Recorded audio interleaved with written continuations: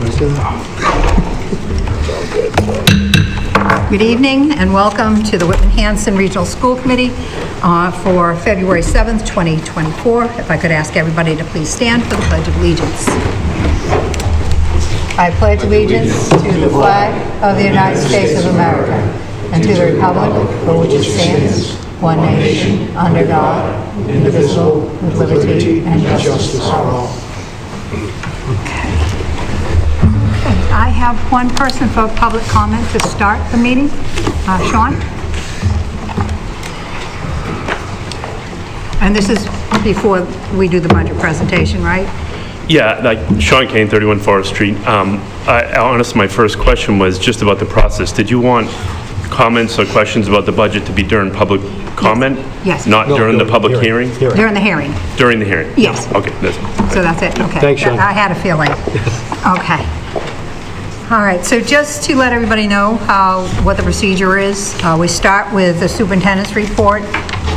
He'll give his proposal. We'll hear from John. Oh, my mic is not close enough. Okay.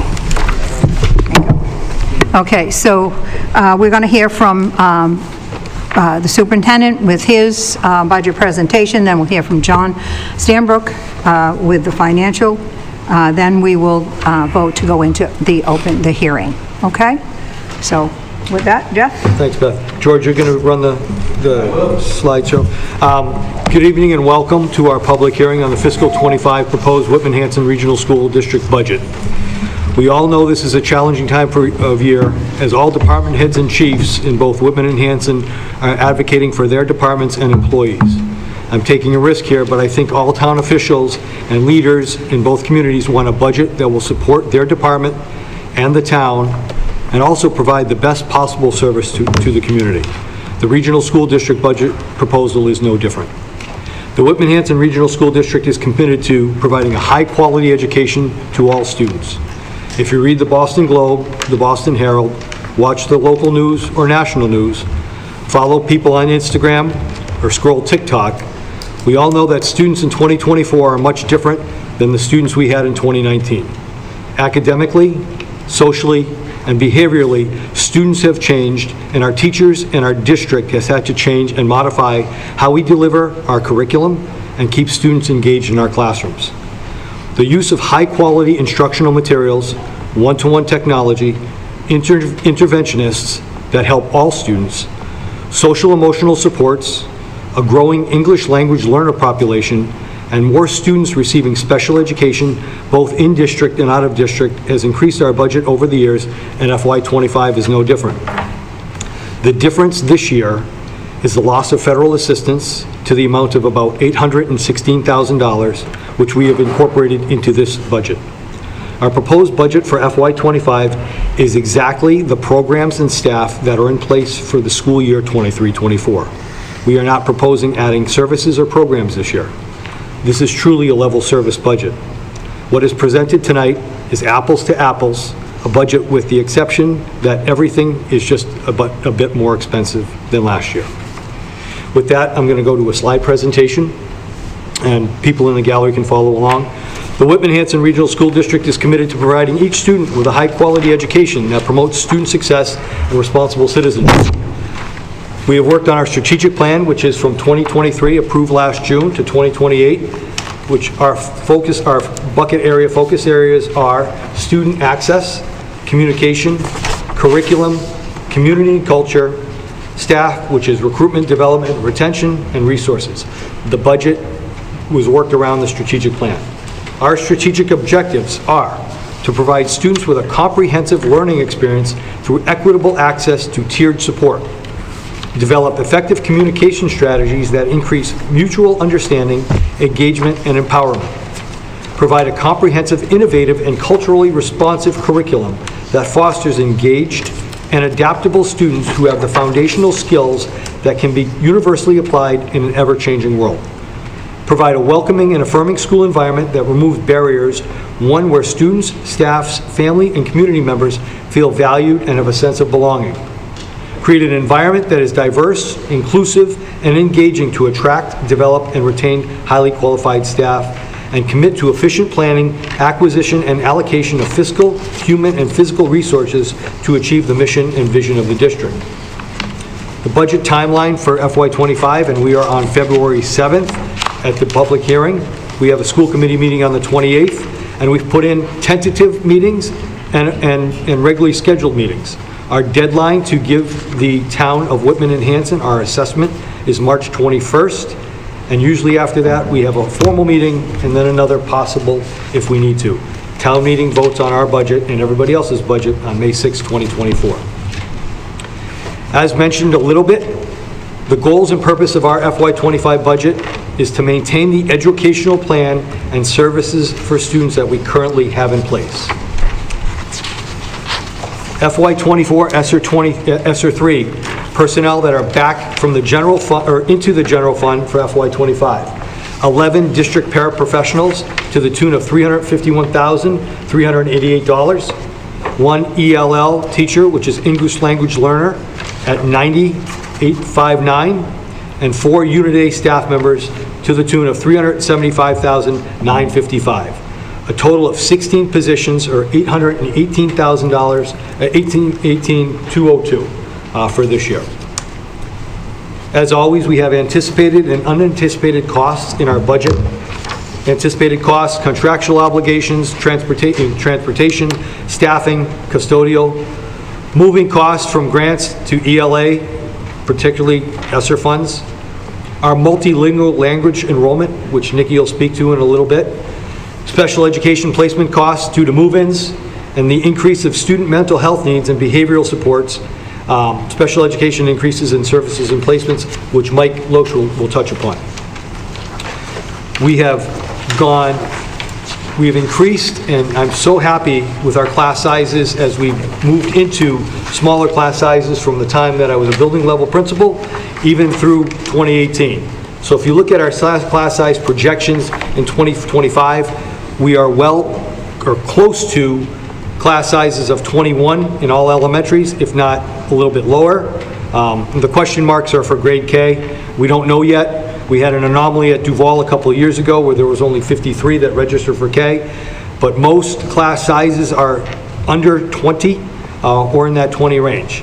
Hanson Middle, Whitman Middle are appropriately class sized at the 20 some odd range, and the next page over is our high school, which as we get going into the budget process, I will give you an enrollment projection for the high school in the next 4 years, but our high school enrollment is decreasing.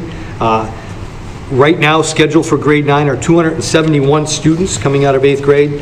We average between 60 and 70 students going to vocational schools, going to private schools, or charter school somewhere else. So I take 65 out. Our freshman class is going to be the lowest class we've had in years. So I'm looking at a class of 206, class of 245, 267, and 264.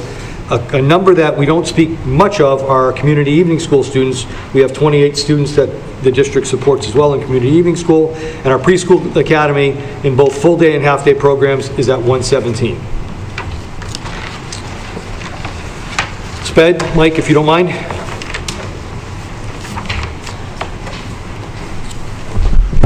Good evening, everyone. As you can see from the slide above, we are still having a full continuum of services across the district. We are in the process of really evaluating programs to ensure we have programs placed appropriately and we're meeting all students' needs across the district. From our end, in terms of how the school year has went and looking at students' needs, we definitely have concerns on the social emotional impact of our students, especially at the middle and secondary level. We're definitely seeing an increase of students really needing things like counseling, behavioral support, and this is, having also impact potentially for our out-of-district budget. We are looking to develop a professional development plan to really support these teachers in our schools to make sure they have the right necessary tools to support our students and also to keep them in the least restrictive environment.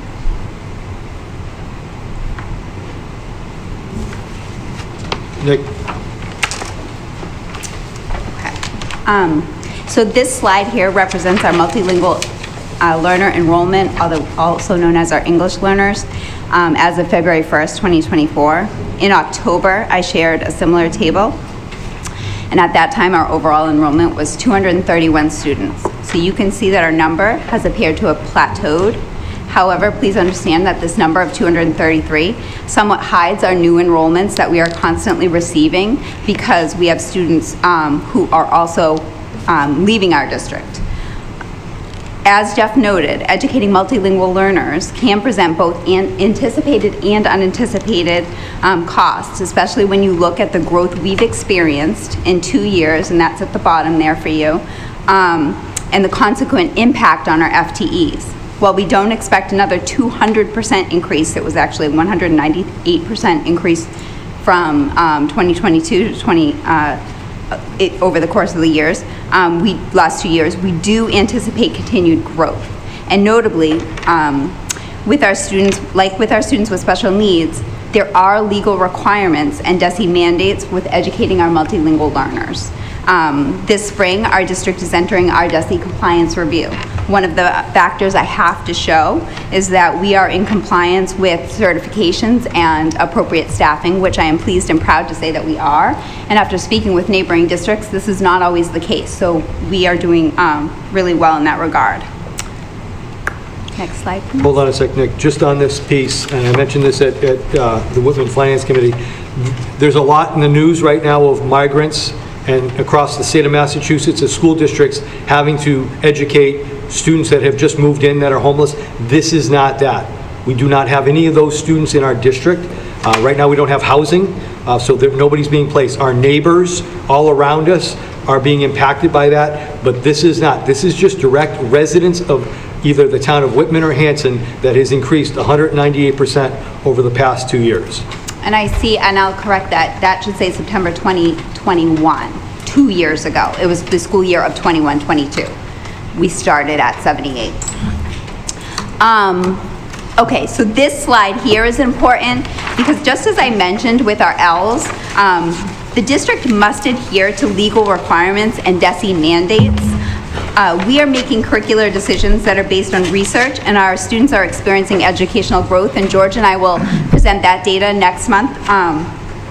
We are doing this because it is right for our students.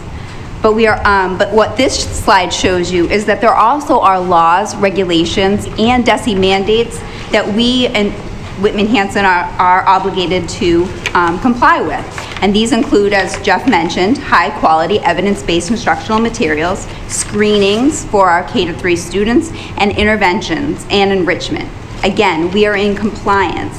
And notably, George and I had the opportunity to present our current MTSS model at a national conference in the fall. And I'm quite proud of the work that we're doing here, and I have to comment that other states were really impressed with the work that is being done here as well and have asked for our resources and our feedback. So I thought this was an important slide to share because we are doing things that are expected of us, but they're also right for our students. And then the next slide, I'm going to pass it off. All right, so what does all this mean? This means that we're trying to do the right thing for the students that we have in our schools. If you look at the academic-related supports that we have, in this district we have 3 district-based interventionists. We've talked about what interventionists are, and they're the individuals that help our students, that gather the data, that form our intervention groups, and that work with our staff and students, that work with our staff and teachers in the buildings. We have 12 building-based interventionists. If you remember, we never had that. We have them in both as far as teachers in math and ELA, and as far as paraprofessionals in math and ELA. We have 5 district-wide curriculum coordinators spanning all of our subjects. We have 1 secondary data specialist, and then we have what we need to help students not only in the academic realm, but also in the social-emotional realm. We have 5 BCBAs. BCBA is a board-certified behavioral analyst. That's the people that help students who maybe have a little trouble regulating themselves, maybe have a little trouble behaving and doing what they need to do, so they work with our staffs and our teachers and our students directly. We have 7 school psychologists. Our school psychologists are responsible for all of not only working with students and counseling, but also doing all of the testing that takes place to see where students are at, to see if they need to go on an IEP or anything of that nature. We have 10 adjustment counselors. Our adjustment counselors we have at every school. We did not have that in 2018. A lot of these things we did not have that up to 5-6 years ago. We have a transition room at both the Hanson Middle School and at the high school here. Transition room is for those students who either have an issue that takes place in their life that maybe or might not require some type of hospitalization. Sometimes those hospitalizations are as easy as, not as easy, but you have a concussion. You have something that takes place. You have a appendix burst and you're out for 2 weeks. You can utilize this room so that you can then slowly get back to the academic rigor that you missed. It also helps our students who have a social emotional deficit or may be hospitalized or may be receiving treatment for any mental health issue that they may have. And we also were proud of Mike was able to bring in with our high school and Jeff, Care Solace. Care Solace is an outside agency that anyone can be a part of, and that we pay a fee, and it's for virtual or live mental health support. It is available for our students, it is available for our staff, and it's also available for the families of the staff and students. So it's something that we're proud of, and it's something that we have, and it's something that we need. I just mentioned that these are the programs that are added in the last 5 years. So this wasn't here prior to Jeff taking over. I'll say it. So we're proud of what we've done. We now have elementary curriculum in K-5 in math, English, and science. We finally have a middle school social studies curriculum. We now have an ELA and math program in grades 6 through 8. I want to let you know that our staff has done a wonderful job for the last 20 years that I've been here in every school and before that. But we never gave them the tools that they actually needed, that are research-based, that are scientifically based, that do improve student learning, that we now can offer. We have added special education teachers for co-teaching. We're trying to get away from, and we've done a nice job of getting away from the students who just need a little bit of help to go to a separate classroom. We now have co-teaching models where they can partake in the curriculum as everyone else. Again, we have interventionists. We now have WIN blocks. We've talked about WIN blocks. We've talked about intervention blocks. But as far as next year, we will now be K-12 in our WIN blocks. That is 30 to 35 minutes every day, that every student gets what they need based on where they are at. Not where the teacher feels they're at, not where the school feels they're at, but based where they're at on diagnostic testing that's part of our curriculum. So that we are seeing increased gains, and we are seeing gains where students are now getting closer to either where they're at their grade level and progressing, or bringing them up from lower grade levels. Like Jeff said, we have elementary classes under 21 in most classrooms. All students now have one-to-one student electronic devices, and what people might not realize is the amount of translation services and the staff to help our English language learners. You know, sometimes people look at an English language learner and they say, oh, that poor kid doesn't understand English. Well, that poor kid's probably smarter than most of us in this room here, because they have dual language and they are now succeeding in their home language, and now we're trying to have them succeed in the second language. So that's an addition. That is not a deficit for those students. Again, our growing special education programs, we're trying to do what's best for students who live in Whitman-Hanson to keep them in this school district as much as we can.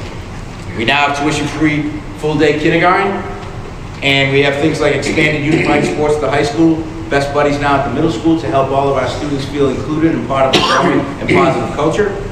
We have enrichment programs at the high school and also the middle school. The goal now is to have that enrichment program at the Hanson Middle School also next year, so that students can get what they need, not only academically and behaviorally, but also socially, and then learn other skills, and then have something to do after school, and then transportation is provided so they can go on from there. And then we have innovation pathways at the high school. That's something that the high school brought in, the high school administration, and that is something that's going to be developing, but basically that's pre-vocational skills, not in a Chapter 74, those people are already asking that, not in a Chapter 74 way, but it's pre-vocational skills that students can take classes in, have a track in. One of them is health and sciences, one of them is going to be in a business track, so that they can receive actual live experience and actual live certifications and things such like that. So when they leave here, if college is not in their future at the moment, they will have livable, doable skills that they can become productive members of society right after high school graduation. So those are some of the things that we've added in the last 5 years. Now we're going back to the numbers, so I'm going to turn it back to Jeff. That was a fun one. Yeah, right. Nope. The other way. Did it the wrong way. Yeah. So this slide we've added for years, and this slide used to be, we're in the bottom third in the state of Massachusetts. We're in the bottom 8 at one point in the state of Massachusetts. I'm very thankful and grateful for the town of Whitman-Hanson to say tonight that we're not in the bottom third. We're not up at the top tier, but we've made some strong gains, and I think what George just presented to you and to the community are the pieces that you're paying for. We are above some of our communities on the South Shore. What I'm concerned about is regressive, because I think what we have going is pretty good for all of our students. And when I say all is all, that's one of our mantras now. It's every student in the district, pre-K to 22. Next slide, George, please. So looking at our budgets over the past few years, you see the average increase. We never want to go back to FY16. This year, the bottom line, we're looking at a 4.74 increase of the district budget, percentage-wise. It really looks like 5.13 when we add the middle school debt, which John will get into at some point. But overall, for the assessment value of the district, we're looking at a 4.74 increase this year to maintain level services. Next page are all the numbers, and I'll go through them. Thanks, John, for putting together the budget book and these numbers. So this year's budget is 1B on your sheet. We're looking for $63,590,845, which is an increase of $3,105,687, which is that 5.13 increase, because that's our overall budget. 1D, if we voted today, if I cross my fingers and both towns were in agreement, this is what we need. The town of Whitman would be assessed at 11.03, or $19,695,553. The town of Hanson's assessment would be 10.20, or $15,325,369. That's the 4.74%. That's what I need for level service. Mary Beth and Lisa Green, both TAs, we spoke in November, and they did tell me where they were allocating, and I said I would get to that allocation for the district, but I had to present to the school committee what we needed, what I need, going with the wind analogy. 2B, if we had a 2% increase of the budget, would be $61,694,861. That would get me at 2%. That would leave a budget reduction of $1.8 million if it was a 2% increase. Line 2E would be Whitman's operating assessment at $18,529,713, which would be a 4.45 assessment. 2G is Hanson's operating assessment at $14,595,000, or 226, which is a 4.95% assessment. A 3% increase of our budget would be 3B, $62,299,713. That would leave a reduction on the school district of $1.291132. Whitman's operating assessment would be $18,901,636, or a 6.55% increase of the assessment. And Hanson's operating would be $14,828,154, or 6.62. That would be a 3% increase. 4% increase is $62,904,564. The reduction for a 4% would be $686,281. Whitman's operating assessment, or number, would be $19,273,559 with an 8.63 operating assessment, and Hanson's would be $15,061,082 with an 8.30 assessment. Those are the numbers that we have now. Presented the level service piece with reductions, potentially, or number reductions as they go. Just for the committee and for the public, I've been speaking to area superintendents, and I'm asking folks to watch across the towns what's happening. I have a meeting on Friday, but local, some of our locals, Middleborough, Norton, are looking at double-digit increases of their overall budget, 11 to 13%. Local areas, Marshfield's looking for 7. The school district, the town might have allocated 3-5. People are all looking for 3+, 4, 5, 6, and then the outliers are 10 and 13. I will get more, and I will put that publicly for the committee to see where people are at. Not everybody's responded to my request. We're just trying to service our students the best we can.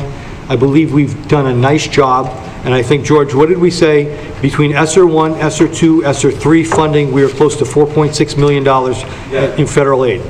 We've been able to work federal aid into the district budgets for the support of students. It wasn't just a one-time expenditure. We've been able to work that into giving our students what they need. This year, it's an $800,000 hit to the district. However, even with that, everything's gone up with inflation. Our contracts are set this year, but we will start negotiations for FY26 probably this summer, early fall. So I'm just letting folks know where we're at. This is the budget that I'm comfortable presenting to the community, to the school committee. It's as is what we have today. If the committee moves forward, we will. This is springtime in Whitman. I'm used to it. We get to it with collegiality, with cooperation, and with transparency. John Stanbrook, I'm going to ask to come up next. Put together a budget book of 40-some-odd documents. I don't expect everybody to have memorized them, but it's pretty detailed, soup to nuts. He's going to briefly go over some of that and what he's done, but that's online already for members of the community. We will have a separate link for the district budget. As people have questions both from the community and from the committee and from both boards, please email myself or Beth questions. We will answer those questions and post them. You don't have to wait for the next school committee meeting. We're going to try to keep this live as we go, but I'm hoping to make sure that our students are adequately serviced and we have a good number come May 6th at town meeting. So John, if you want. Thank you. There's 43 documents. That's a few more than last year. I won't go through all of them one by one, although they're all gold. So I'll just go over the new ones that you haven't seen from last year. The one-page summary was the one page that's the first document, 0. That's what the superintendent just went over. Document 2 is the general fund revenue that we 1 and 2 we did have last year, but I just want to briefly go over document 2. That's the revenue page.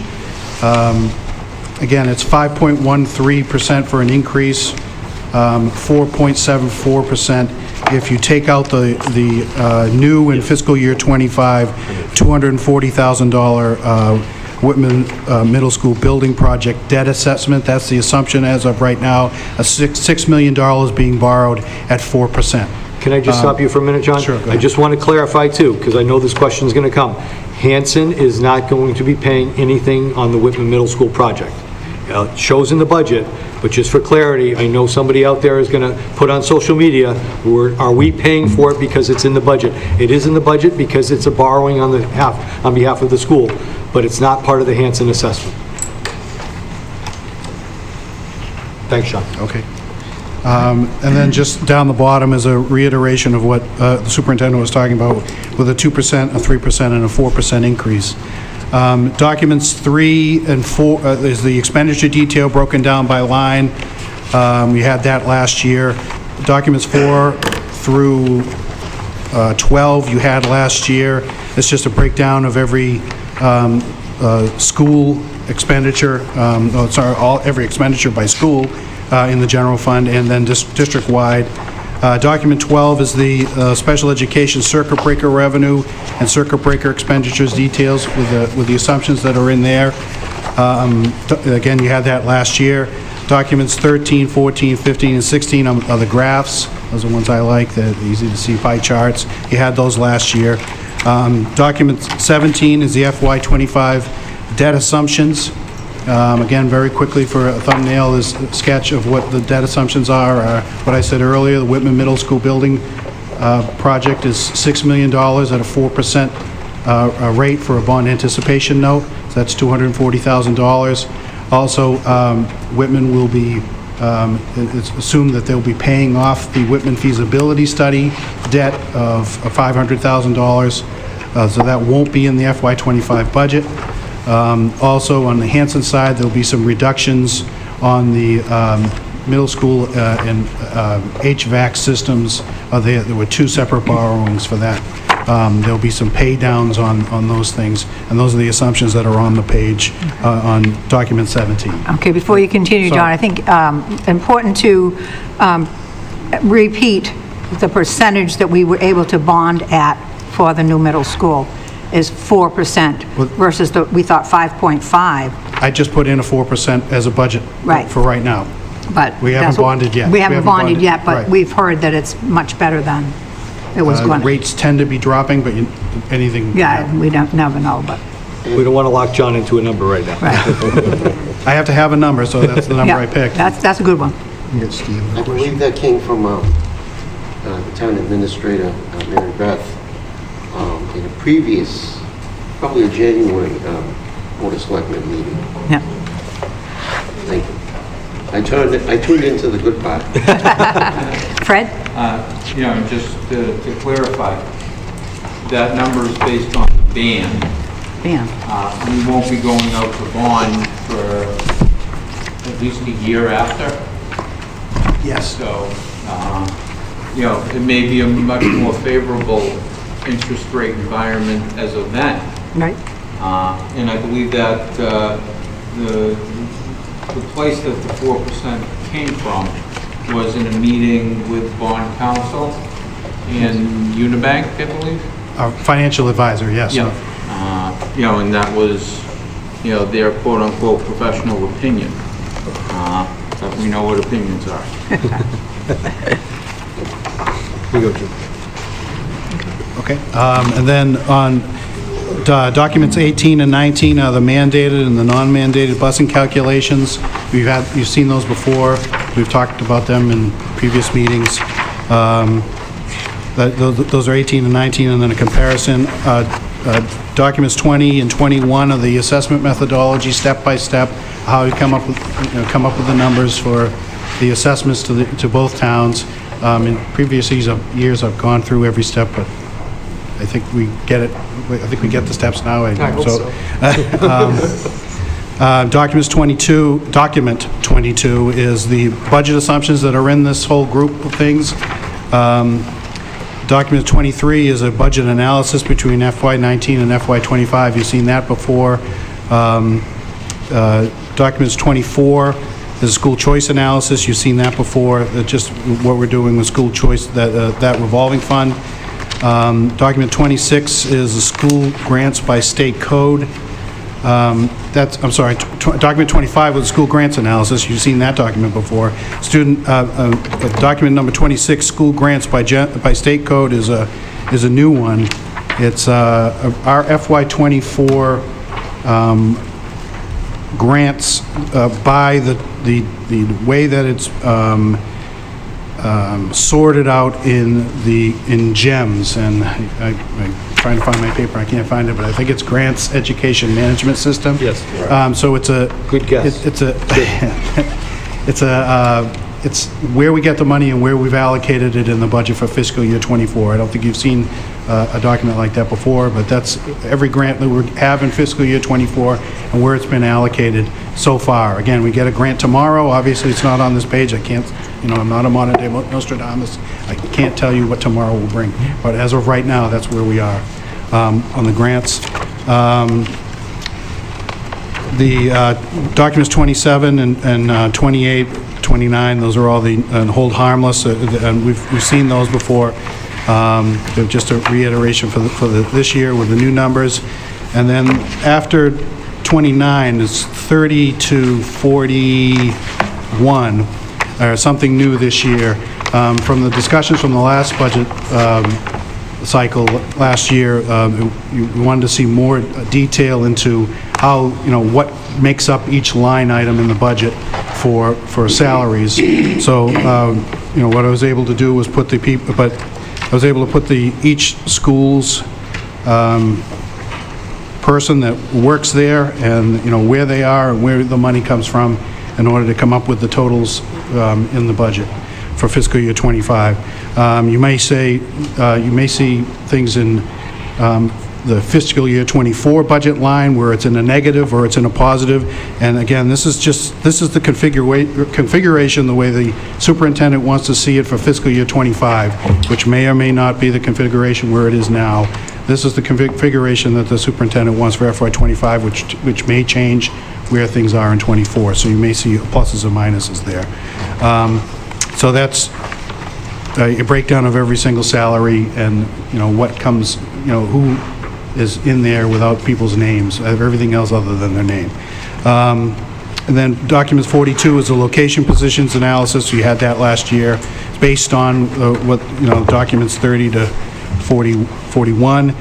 And then the last document came out of last year's budget cycle questions. The committee wanted to see, the highlight, what were the big movers. I think last year it was $100,000 one way or another, what the line items were. So I added that to this year. I picked $150,000, so it wasn't a little bit shorter of a document. So those are the line items that have changed more than $150,000 or less than $150,000, and then the explanation of why that happened.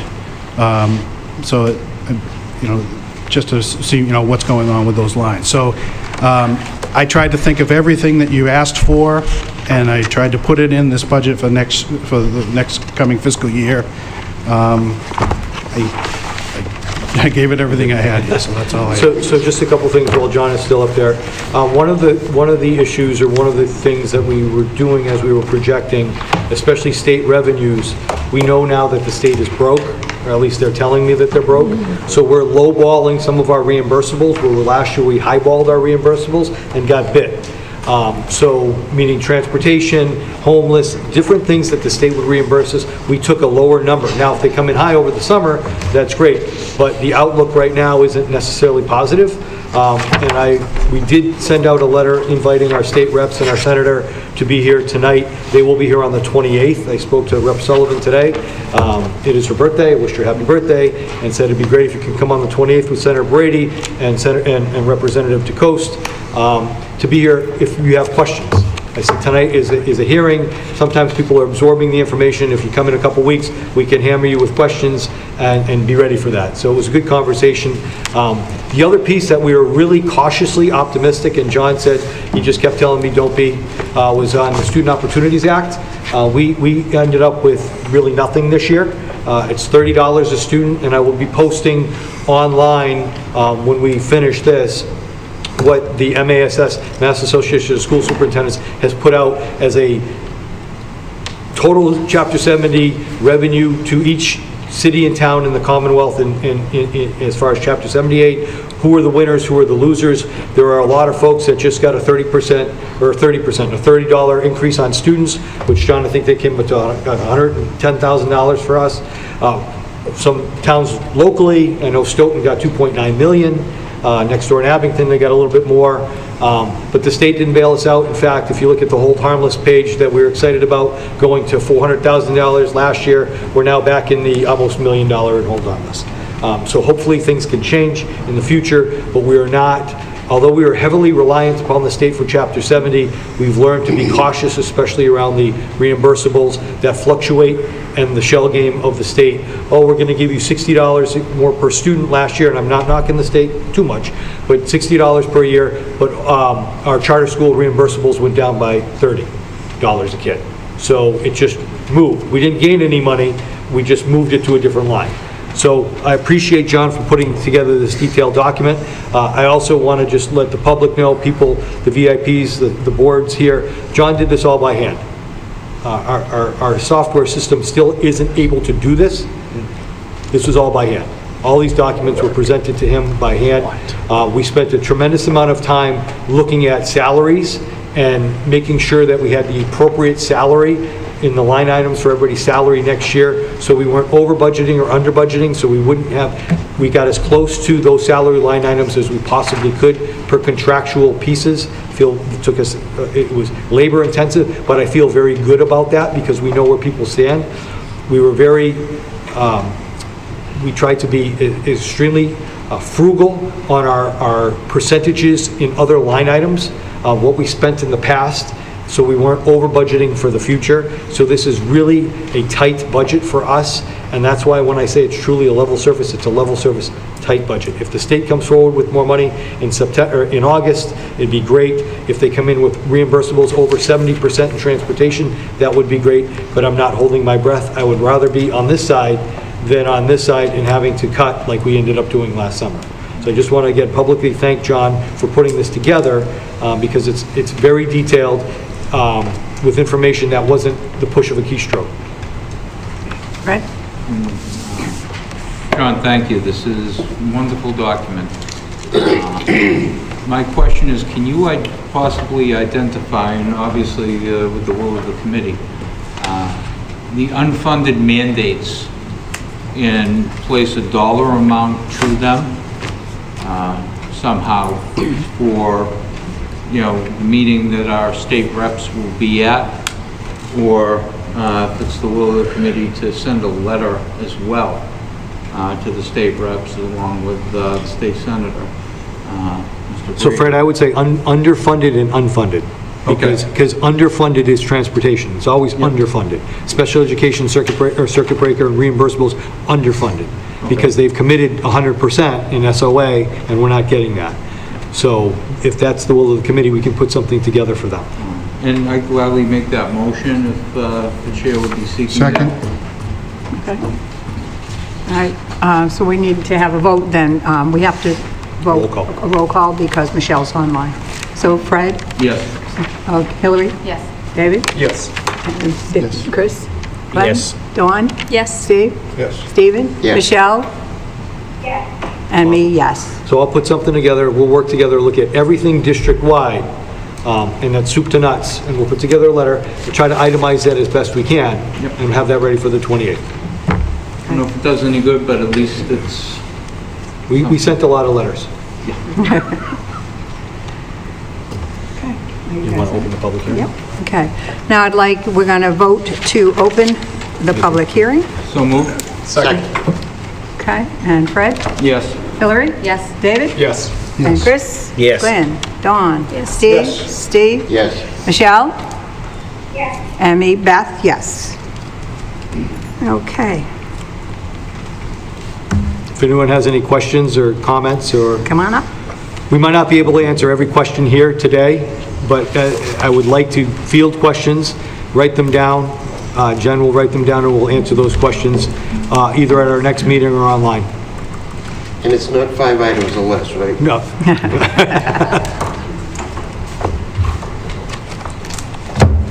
Thanks. Sean Kane, 31 Forest Street.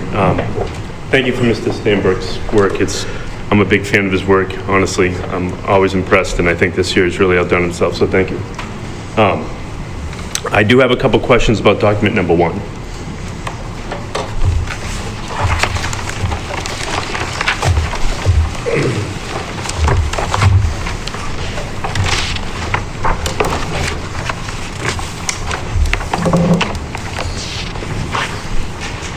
It's a 3-page document. If you go to the bottom of the 3rd page, just a quick question about the, where it talks about the,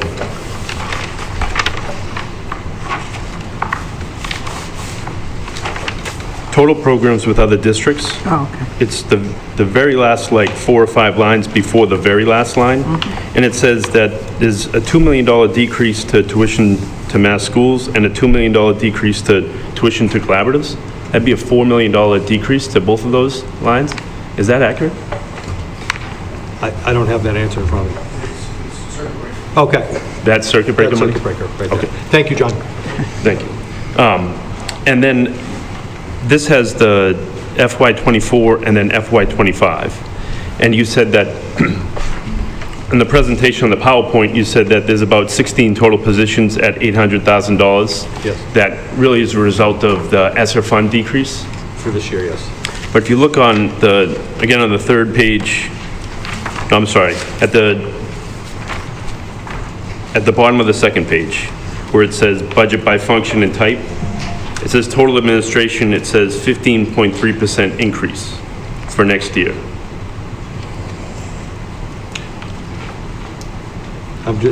Where is it? What page, Sean? I'm sorry. On the second page of document number 1, Yep.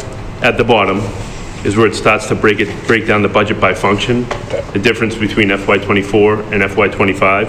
Yep. And this says total administration, it's up about $225,000, and it's a 15.38% increase. Okay. I'd have to look right now for you, but Okay. I'll note that, okay? Yep. It's kind of similar question with the total instruction. It says it's up about $3.2 million, and that's a 9.5% increase. So I had similar kind of questions about that. Yeah. I'm assuming that's connected to the slide that you I shared? would believe so. I would believe so, but I'll answer that question for you. Right, and then just lastly on that number 1, on the very first page, it says that Whitman assessment is at $20,500,000 instead of the 19.6. Yep. Just wondering if that just hasn't been updated, or if there's just a calculation that's not included there. John, do you know that answer? I'm still looking for the first one. So on page 1 of 3 in document 1, FY25 general fund revenues, I have Hanson assessments at 15.6 and Whitman at 20,500,863. That's all the assessments, not just the operating assessment. Okay. Thank you. So I'll get those two other for you, Sean? Yeah, I appreciate it. Okay. Absolutely.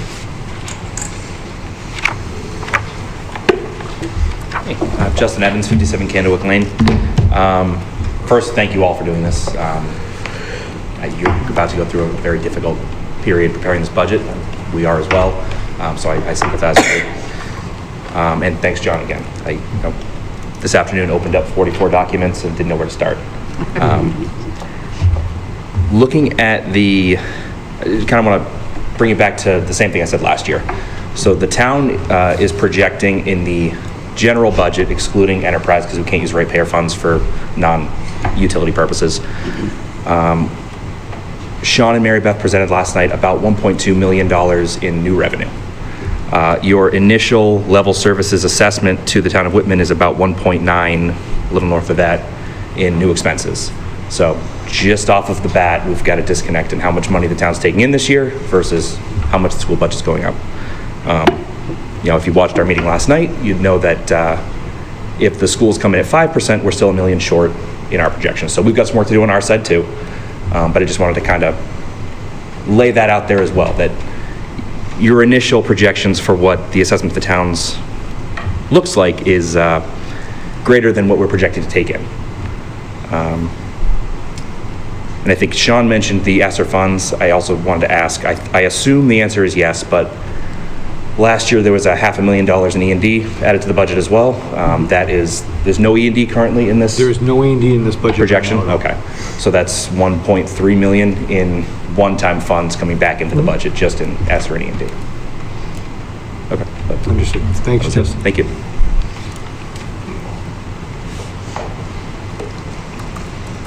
Is there anyone else?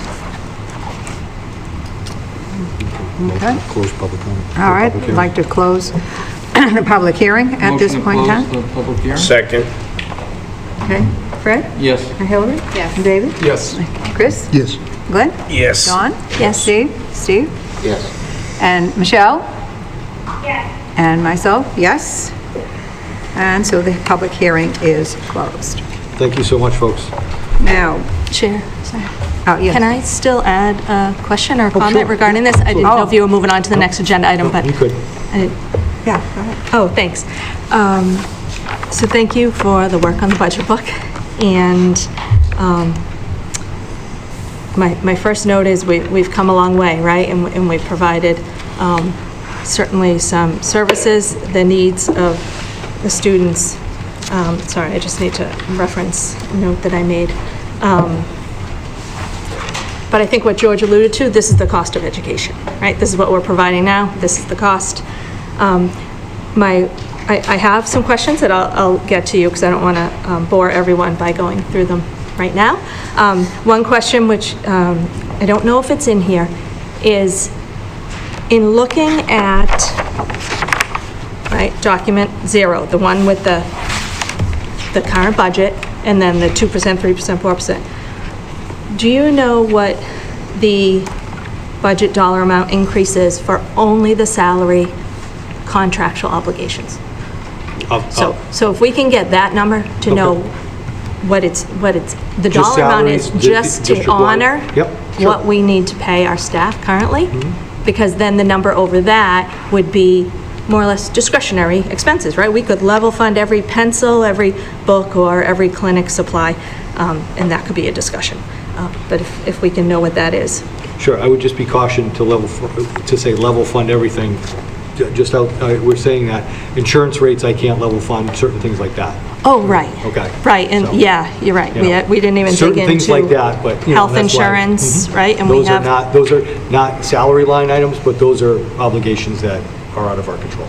right. I guess that's a good reminder to let folks know that aren't familiar with the regional school district budget, right? We have central office, we have payroll, we run health insurance, benefits, utilities, insurance, those are all in our budget, not in the municipal town budgets.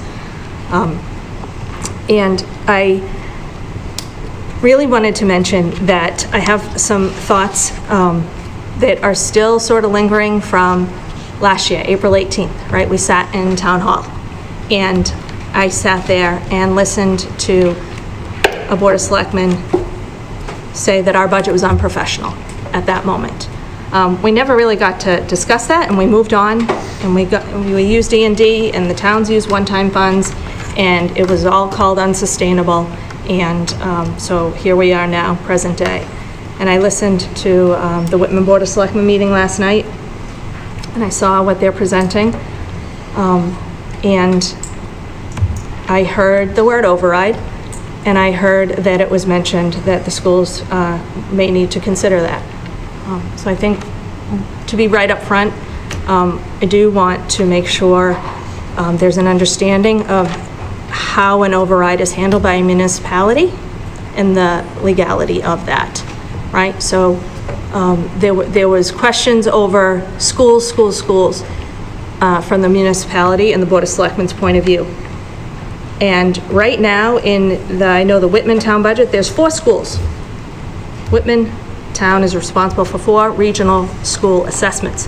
There's a South Shore Vocational Regional, there's a Norfolk Agricultural Regional, there's a Bristol Plymouth Regional, and there's a Whitman-Hanson Regional. So I'm obviously very focused on Whitman-Hanson Regional, but I'm just going to be straightforward and say I'm tired of this district being the punching bag for a budget from a town that needs to be looked at across the board, right? Expenses across the board. So each of these regional schools are setting assessments and sending it to the towns. And then it will be up to the towns to decide how they want to fund it. Ultimately, it's really up to the taxpayer. It's taxpayer at town meeting.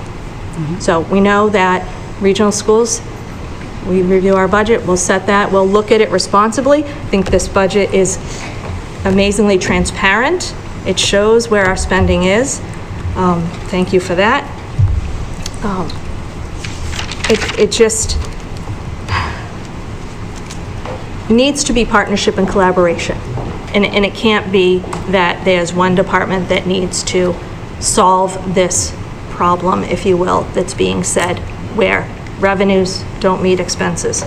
Also in the presentation, I noticed that the Madden report was mentioned again, and it wasn't until it came to the school's budget. And suddenly it's 5%, and that's it. But 5% does not satisfy our contractual obligations. I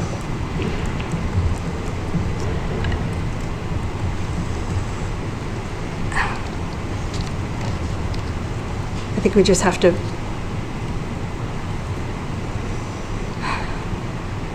realize the importance of our needs and set a budget that meets the students' needs. And if there's going to be talk of an override, then that has to come from the municipality that's going to make that decision based on all the needs of the town and all of those schools. Thank you. Next one. Anyone else? Heather? I just had a question. I'm trying to find it. Jeff, do you know what the increase to South Shore VOCTEC's overall budget was? Was it close to 5%? It was, what was in the paper, I Was think, like- was like close to 5%. So do we know how that breaks down for the towns? I don't. Okay. It's based on the student population Sure. percentage, so I don't know. I know Whitman is one of the larger percentages that send students to South Shore VOCTEC. And I'll just add, on behalf of Lisa and Mary Beth, they don't know right now who's going to Bristol Aggie or Norfolk Aggie. They can't find that out until April. So right now, the process for those students is applying, so they're throwing darts at a board. So, I'm trying to work with those two folks, because they're working very hard, because they don't know a number. And all of a sudden, they get an application. I have one so far for next year with the other students. There could be 10 freshmen that go, there could be 2. And those are, I think, $26,000 a pop, plus transportation. So it's very difficult for them. I'm advocating for my budget, absolutely, but I also know that's a moving target for both communities, and that's difficult. And Jeff, is that part of that incoming freshman minus 65 number? So we're going to send, the bulk of those students will go to South Shore Vocational. Yeah. And then I'm going to have some arbitrary other students going to Bristol Aggie and Norfolk Aggie. Yeah. Most of those students aren't coming back. They used to come back. They're not. They're staying there. So they have some good retention, and we can kind of fix that. But it's different. I know South Shore Vocational Tech is starting to limit towns because they've just accepted Marshfield into their district, or into the regional. And I know Pembroke is applying, so that might decrease the numbers or set a limit. So Mary Beth and Lisa can say, I know 7 kids are going to be accepted. That's it. The challenge is when the other kids that get accepted from different towns open up a slot, and then Mr. Boyce decides to go September 1st, and Mary Beth gets a bill September 3rd for first quarter payment. So that's a moving target. That's a question I'd like to ask the state representatives about setting a timeline around our vocationals, because there's a lot of talk on Beacon Hill about vocational schools along with the Department of Elementary and Secondary Education. So. Anybody else? Okay, so we're going to go to our new business, and we have line item transfers and unpaid bills. John? Wait, it's a play. This is the exciting piece, right, guys? You saw a first draft of the transfers, I think it was a couple months ago. These are the final transfers that need to be done in order to close up for fiscal year '23. If you were to approve these transfers tonight, tomorrow morning I'll be filing the balance sheet with the Department of Revenue for fiscal year '23. And fiscal year '23 will be officially closed when they approve the balance sheet. I don't know how long it will take them to do it, but they'll have it tomorrow morning if these transfers go through. So very quickly on the document 1 of the transfers was a breakdown of where the $650,000 went on the breach-related costs that we had taken out of excess and deficiency, or E&D. And again, it was a 479,044 were on direct breach-related costs, then 53,000 were for treasurer's help and help doing W-2s by hand. Business and other was payroll company charges. We used to put them into Munis used to charge us, and now we have a payroll company because we don't have Munis going yet, and that was in that business and other line item. 64,000 went to tech overtime, and the other 13,000 went to additional paper that we needed because we're doing everything on paper. So that's document number 1.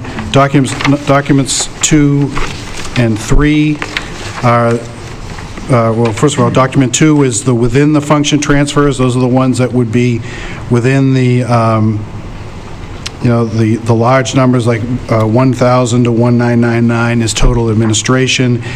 These are the ones that I guess technically I could do and then just report on, but I'd rather have you vote on them all.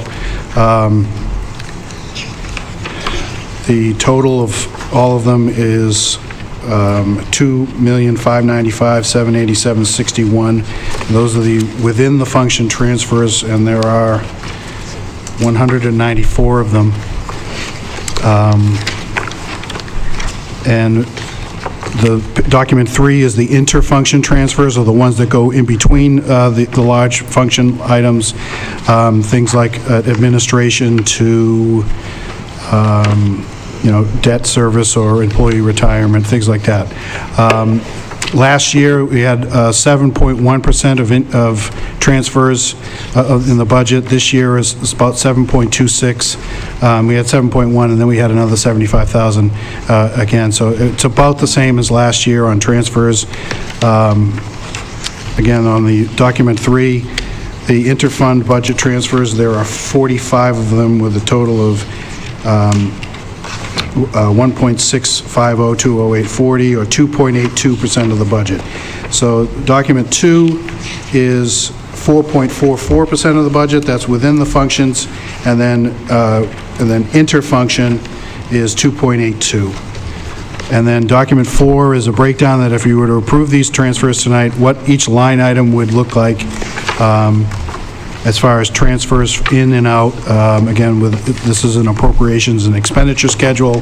Starts with the encumbered amount, then the original budget, your transfers from E&D, and then line item transfers, interfunction, and then interfunction, the final budget, the expenditures, and how much was closed and how much was encumbered for next year. So this is the last step to close out fiscal year '23. So I really got to thank you for putting this together. So easy to follow, so detailed. Thank you. Really appreciate the work. Yeah. That's it. Yep. Okay. Keep going. I can hear more. Guy like me. Okay. All right. I didn't know. Item transfers as presented. Second. Okay. And so Fred? No discussion. Oh, yeah, sorry. Any discussion? No? Right? Yes. Hillary? Yes. David? Yes. Yes. Yes. Set? John? Yes. Steve? Yes. Steven? Yes. Okay. And Michelle? Michelle, you still there? Yes. Okay. And me, yes. Okay. Thank you. Next is the unpaid bills. So we haven't had them, I don't know if we had any last year, but we've had them in previous years. Again, walking through the documents, this is the, document 1 is the law about unpaid bills, and it does say that, it refers to a town and a city, but then if you look at the last line on page 2, this section shall also apply to districts, and I think we're districts, so these are unpaid bills, or amounts, bills that have come in after the books have been closed, so there's no appropriation for that year to pay for it. So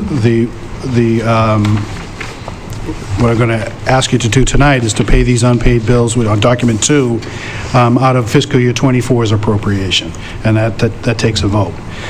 So there are 3 of them. They're Academic Partners, Crisis Prevention Institute, and North River Collaborative.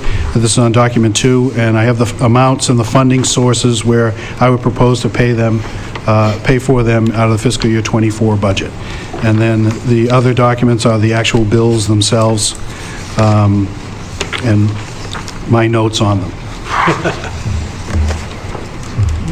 Okay, can I have a motion for questions So moved. Second. and discussion? No discussion? Okay. Fred? Yes. Hillary? Yes. David? Yes. Chris? Yes. Glenn? Yes. Don? Yes. Steve? Michelle? Yes. And me, yes. That's it for me. Thank you very much. Welcome. Thank you, Well John. done. John. Thanks, John. So as you know, I've accepted the resignation of John and I really appreciate what he's put together. So we posted the position immediately after that on SchoolSpring and on Indeed, and viable candidates were, no one was certified in school business, and nobody really had any experience in school business. So I got to talking to some of my local superintendents about folks that they know who may be interested in moving or looking for another district. And I found Steve Marshall. So I shot a text to Steve. Steve, if you want to come up to the podium, shot a text to Steve and said, would you be interested in sending me your materials so I could review? Steve's currently in Canton. I know the superintendent in Canton very well. And I said, would you be willing to have a conversation with my central office team about as being a candidate for employment here? And Steve said yes. So we interviewed with my central office team. We found him to be exceptional. And I brought him in to meet with Beth. So as the school committee chair, we could have a conversation. So today, I'm asking you to support my recommendation and hiring of Steve Marshall as the new Director of Business and Finance, pending a successful negotiation of a contract. I don't think, okay. He's got the name, I mean, we've got 1, 2, and 3. I know. I'm going to say, which Steve we talking It'll be about? Steve Cubed, right? So I'm the 1V, I mean, you know, whatever. You all have his resume. I think it doesn't have, you can have that motion, but maybe if you want to ask him any questions, you certainly can. He comes with very, very good references. Again, I know the superintendent well. I've known him for 15 years. I spoke to the assistant superintendent and director of student services. I'm very confident in his ability in municipal town government work as the director of business in Canton. We spoke about the learning curve in a regional, which we will, I think, George and I have gone up and down with regional stuff for a while, so we're pretty proficient in it. But I think Steve's also a good student, and we will provide that support for him. And we will have somebody mentor him as he comes into our district. And before I ask Fred, I mentioned to Jeff that you might say, well, gee, did we leave it up long enough? Unfortunately, once we started doing this and got nothing, there were even more towns that started looking, more districts that were looking. So it would have taken even, if there was anybody more. So there was really nothing. So by just by Jeff looking to the other superintendents and seeing if anybody around to do it that way was the only really way to get somebody qualified who is certified and ready to go. So, yes, Dawn? What's the anticipated start date? So right now I'm working, if Steve accepts and we negotiate, he would start July 1st officially, but both Derek and I had said that might be a fluctuation in June as well. So that he can work with Dawn. Fred, did you have a question? Derek's the superintendent, I'm Did sorry. have some questions for the gentleman? Sure. Yeah. I notice that it seems to be about a 2-year period for every employer, over the past so many years. Is there an explanation? Yeah, so... Then I have a follow-up. Okay. It might read that way on my resume. I spent about 10 years with Aramark. I spent in multiple different districts, but with the same employer, working as a food service director as a contracted service provider within different school districts. So that was a long period of time. I did leave and spend some time outside of public schools, working for a startup company that was ultimately sold off, and I came back into public schools. At that point, I decided to go back to school, get my MBA, and decided that I wanted to really pursue a business manager position. And at that point, I went to Newton, and I spent 4 years in Newton in the business office there, and went for a promotion for the director business manager position in Canton, and I've been there for the last 2.5 years. It says that Newton was September 19th through, Down below too, though. It starts in Just 2017. different positions, So I same was, school. yeah, I was promoted within, And these yeah. are the different titles he had in those businesses. thank you for that. Secondary, and my follow-up, what assurances could we feel we would have that 2 to 5 years from now, you wouldn't be in the same itch, so to speak? yeah, so superintendent reached out to me. I really, I don't have to leave my current position. It's not something that I'm running from at all. But after meeting, and interviewing here, it's a place that I think that I truly want to be. I think there's a very strong leadership team here that I'm excited to be a part of. I'm looking for a home. I have a long amount of career left, and I live close by. It's just a 20-minute drive, and so I'm really looking for somewhere to be for an extended period of time. I believe I saw it in here, but just to reiterate, you are MCPPO certified. I'm MCPPO certified. I have my superintendent's license and my business manager's license from DESE. So again, that was one of the attractions too, because we're on the project. Right. I mean, there's not a lot of folks out there that have those levels of certification as well. Thank you. Absolutely. Oh, David, sorry. I was looking over, well, first, Mr. Marshall, I just want to appreciate you coming out and, I was looking over your resume and certainly have a plethora of experience, and I'm glad that you're here and you're interested to being a candidate for this position. Looking over the resume or recommendation here, they were referring to a little bit about your experience navigating through MSBA and the project pertaining to the new middle school. Could you tell us a little bit about your experience doing that? Yeah, so I have experience both. I was in Natick as the food service director when we moved into a new high school, so I saw that process through. It's a building that looks exactly like this one that we're standing in today. In Newton, I was part of 3 building projects, one that was state funded and 2 that were locally funded, and currently we're in the process, we're about a year and a half, 2 years behind the process here in Canton, just getting into schematic design at this point. So very familiar with the process and the back end, reporting process as well. So it's something that I am familiar with. Steve, just for this committee's sake, because it was a win for us for the new middle school, for a 675-person middle school. Canton's looking for a 1,000-person middle school, correct? That is correct. What's the tag on that? What's the latest price tag right now is we're looking around $230 million. So bargain, 135, people of Whitman, 235 right now for Canton. So when I spoke to his superintendent about that, we spoke over the summer, and I said, we are in a project. Steve's very familiar with that. We're ahead of the game right now, but again, he can maneuver right into working with MSBA, and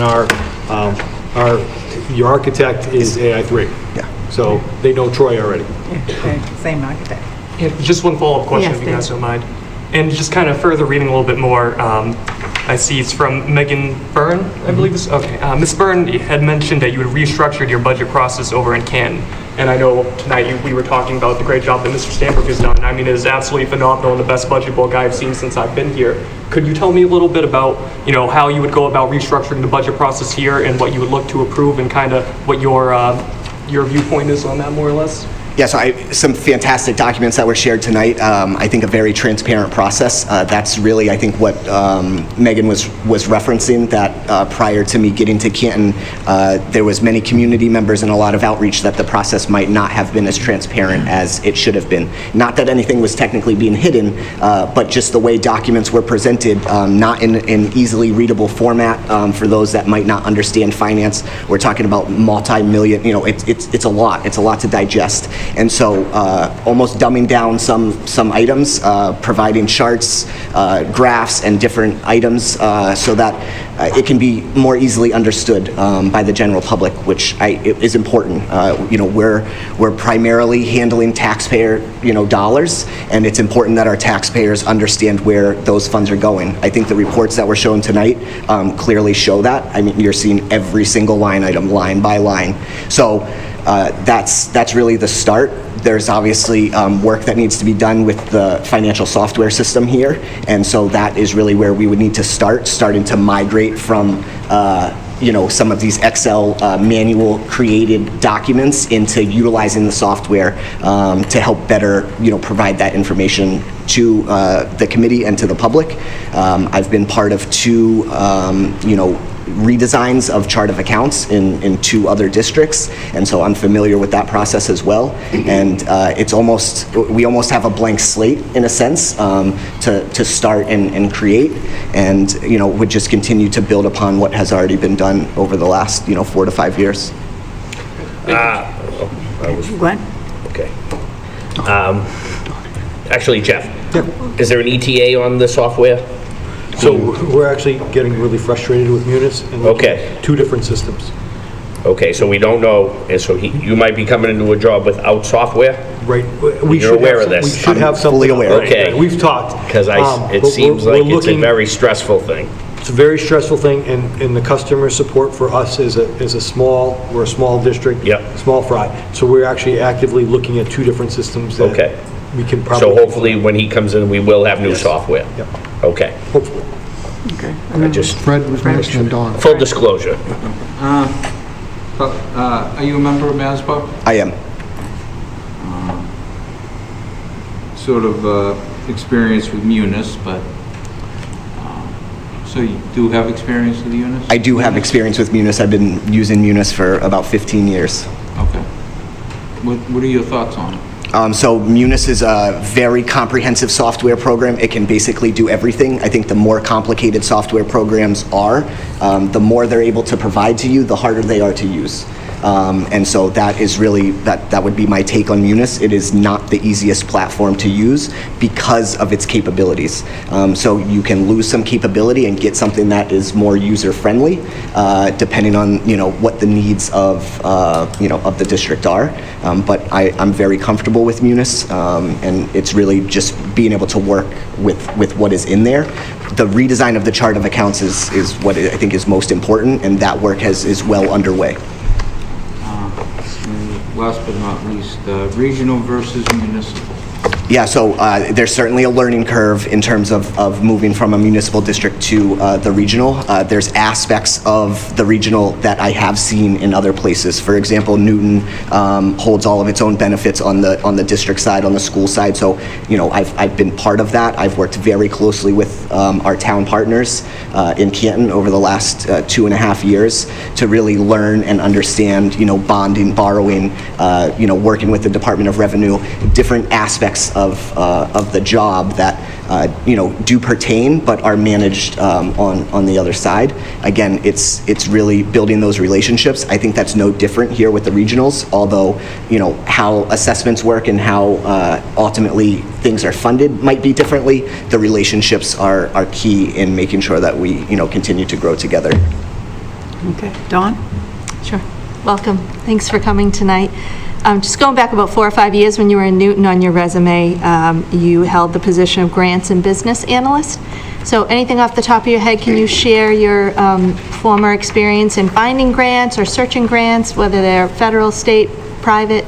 Yeah, so we were managing about $16 million in grants that came from a variety of different sources. So it really just depends. I think following COVID, the grant market is just not as great as what it was in the time that I was in Newton.